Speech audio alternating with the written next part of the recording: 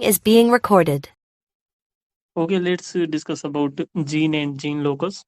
From biological definition देखें gene की, it is the basic unit of heredity. Heredity की basic unit जो है वो gene है. And in other words, heredity खुद क्या inheritance, the transmission of characters from parents to offspring. ग्रीगर Mendel 19th century में उसने जीन को कॉन्सेप्ट दिया सबसे पहले. He first time introduced the concept of a gene that controls the expression of a character. He termed the gene as factor at that time in 19th century. उसने gene को एक term दिया factor के तौर पर. The term gene was not introduced at that time, so he considered that gene as a factor in 19th century. So Mendel represented the factor by letter. उसने letter के form में factor को show किया, represent किया. फिर 20 साल बाद Mendel का जो काम था, उसके 20 साल बाद 1909 में विलियम जोहानसन थे इंट्रोड्यूस्ड द टर्म जीन. तो उसने जीन का टर्म दिया 1909 में. लेकिन 1909 से पहले 1906 में विलियम बेटिसन एक और साइंटिस्ट से और एडवर्ड स्ट्रासबर्गर, इन दोनों ने जीन का जो टर्म यूज किया था एज ए पेन जीन. तो दैट मीन्स के जीन से पहले कौन सा टर्म था? पेन जीन टर्म यूज किया जाता था as the physical and functional unit of heredity. Today the gene is widely known as the small segment of DNA और the basic unit of heredity. आजकल हम ये समझते हैं कि जीन जो है वो डीएनए का एक स्मॉल सेगमेंट है. You can say A smallest segment that contains information used to produce proteins that function as enzyme to carry out specific chemical reactions within living organisms. So whatever the genes are present within living organism, so they possess a specific type of information to synthesize proteins. और वो proteins किसका किरदार अदा करते हैं? Enzyme का, ताकि वो मखसूस केमिकल रिएक्शन परफॉर्म करें जानदारों के अंदर. The gene is physically made up of nucleotide sequences. So definitely we have previously discussed about deoxyribonucleic acid. DNA के बारे में हमने पढ़ा है, जो कि न्यूक्लियोटाइड सब यूनिट का बना होता है. And then each nucleotide is composed of nitrogenous bases, जो कि सीक्वेंस की फॉर्म में वहां पर मौजूद होते हैं. The genes are located at chromosomes.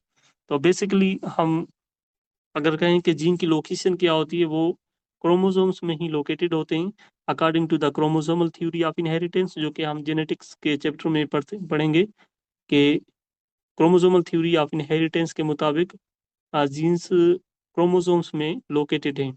The genes are located at their fixed position, और उनकी जो लोकेशन है वो फिक्स होती है एट पर्टिकुलर क्रोमोसोम, किसी मखसूस क्रोमोसोम के अंदर. इसी फिक्स्ड पोजीशन को हम क्या कहते हैं? Gene locus.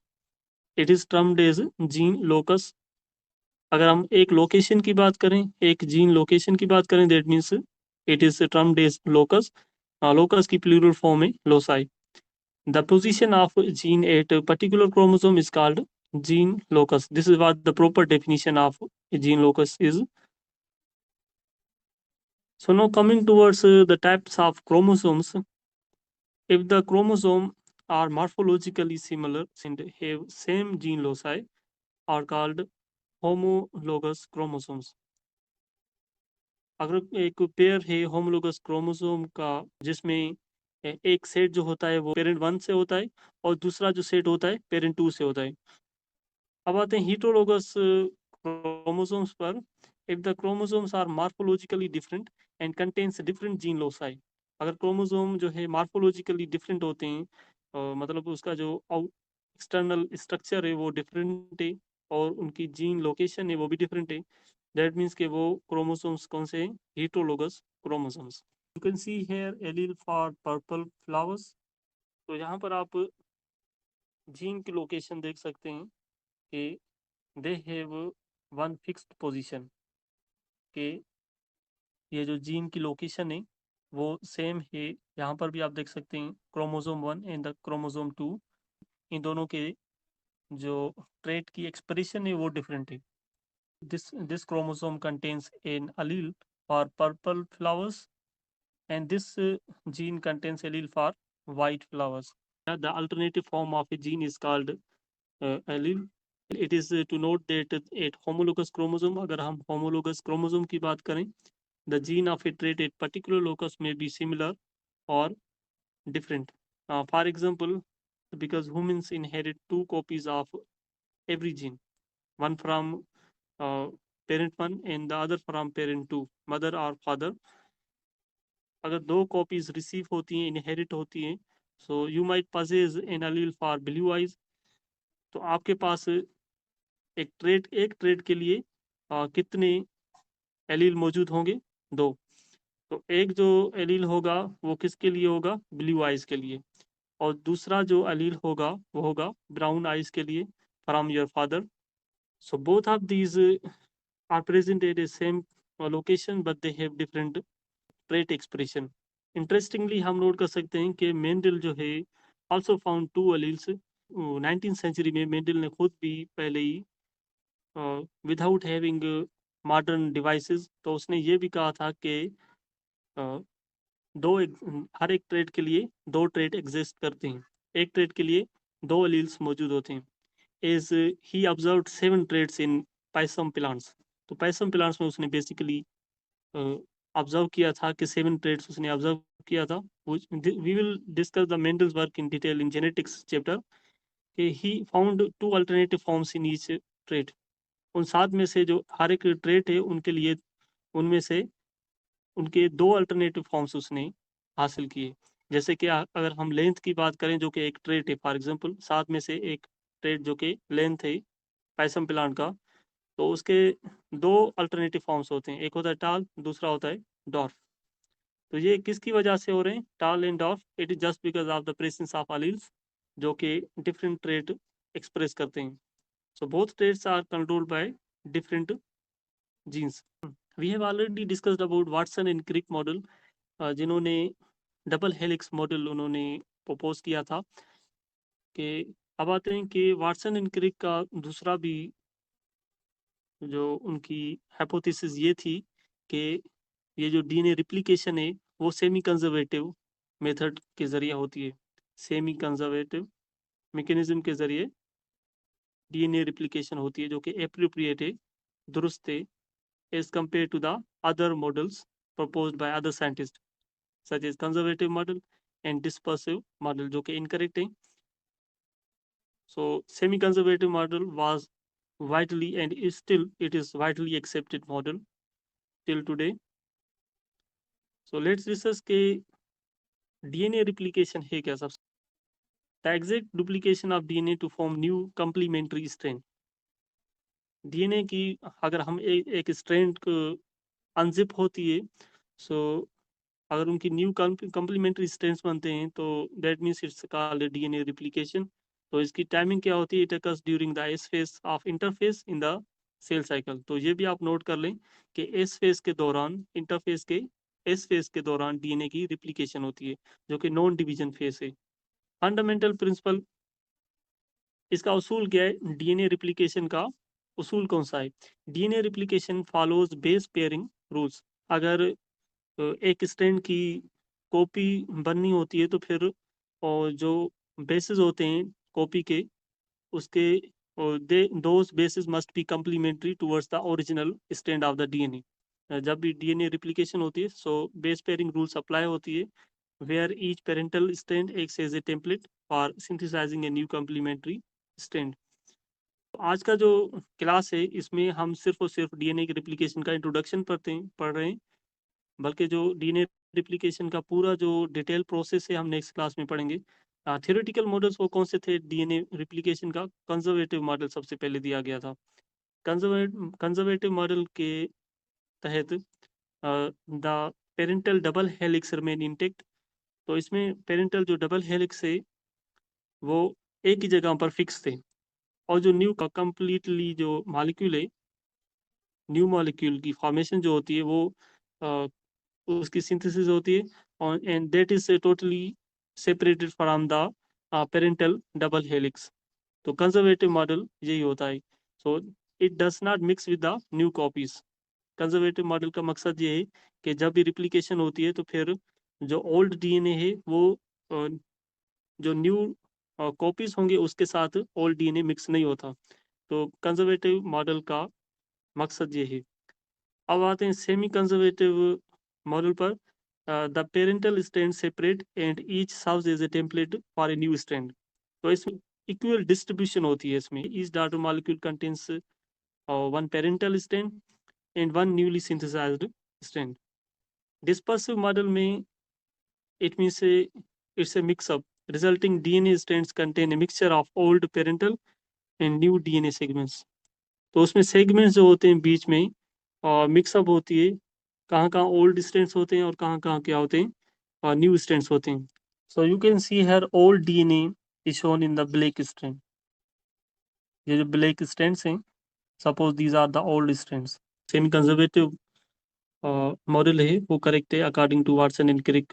हर एक डीएनए सेगमेंट में एक ओल्ड स्ट्रैंड है और एक जो रेड में देख रहे हैं वो न्यू स्ट्रैंड है। तो इक्वल डिस्ट्रीब्यूशन है यहाँ पर। अगर कंजर्वेटिव मॉडल की बात करें तो उसमें टोटली जो होते हैं ये जो ओल्ड स्ट्रैंड्स होते हैं वो टोटली सेपरेट होते हैं और जो न्यू स्ट्रैंड्स होते हैं उनकी फॉर्मेशन टोटली सेपरेट होती है and does not mix with the old strand. और डिस्पर्सिव जो होती है इसमें सेगमेंट्स होते हैं बीच बीच में दोनों ही मिक्स होते हैं।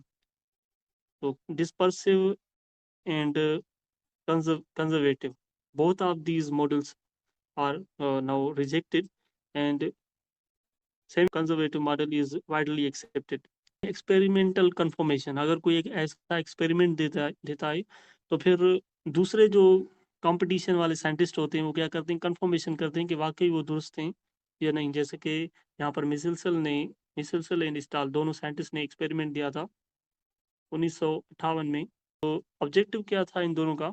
They tested the Watson and Crick prediction of semi-conservative replication using Escherichia coli bacteria. तो उन्होंने बैक्टीरिया को ग्रो किया कौन से मीडियम पर? With heavy nitrogen 15N। Heavy nitrogen मतलब 15N पर हम सिंपलाइज कर सकते हैं। Until all DNA was heavy. तो सेल्स जैसे ही डीएनए हेवी हो गया था तो फिर cells were transferred to a medium containing light nitrogen 14N। तो कौन से मीडियम पर ट्रांसफर किया गया था उन सेल्स को? मतलब यहाँ पर जो सेल्स हैं that means we are talking about bacteria जो कि ग्रो किए गए थे इन ए मीडियम ऑफ 15N। तो अब उन ग्रोन बैक्टीरिया को ट्रांसफर किया गया था to a medium containing light nitrogen जो कि 14N का सिंपलाइज हम कर सकते हैं। तो नतीजा क्या निकला कि after one round of replication the DNA density was intermediate. तो डीएनए की जो डेंसिटी थी वो बीच में आ गई थी, बिल्कुल 50% हो गई थी, indicating A hybrid of 15N and 14N। तो बराबर ये दोनों मीडियम का क्या था कि जैसे ही मतलब रिप्लिकेशन के कुछ राउंड्स दिए गए थे आफ्टर मल्टीपल सेल डिविजन्स, तो उसके बाद ये जो 15N एंड 14N की जो रेशियोज जो है वो क्या था, इंटरमीडिएट था। तो सब्सिक्वेंट राउंड्स के बाद produce light DNA and intermediate DNA confirming the semi conservative nature of replication. आज की जो क्लास है data was not taken from any MSc level book, it was purely from your second year book. so it is comprehensively written there. DNA and chromosome in your second year book is comprehensively written. You must read that in detail. Semi conservative model के मुताबिक it shows a perfect distribution of strands. Conservative में क्या है कि ये जो old strand होता है वो टोटली सेपरेट होता है from the copies of the DNA. Now dispersive में क्या होता है कि मिक्सअप होती है। यहाँ पर सेगमेंट जो होते हैं अल्टरनेटिवली बीच में ओल्ड स्ट्रैंड्स होते हैं और जो बीच में सेगमेंट होता है न्यू कॉपीज का वहाँ पर मौजूद होता है। कि ये जो 15N और 14N की डिस्ट्रीब्यूशन थी वो क्या थी, इक्वल थी। In our next class we will discuss about the whole process of DNA replication. Detail process होगा, जैसे कि सबसे पहले ओरिजिन ऑफ रिप्लिकेशन शुरुआत, इसकी शुरुआत कैसी होती है, और इलोंगेशन ऑफ न्यू स्ट्रेन जो होती है वो कैसे उसकी इलोंगेशन होती है, वो अपनी लेंथ को इंक्रीज करता है।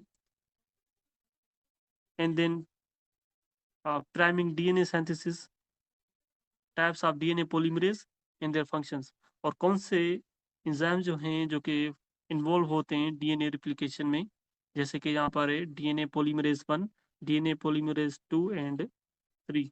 So these are the enzymes involved in DNA replication.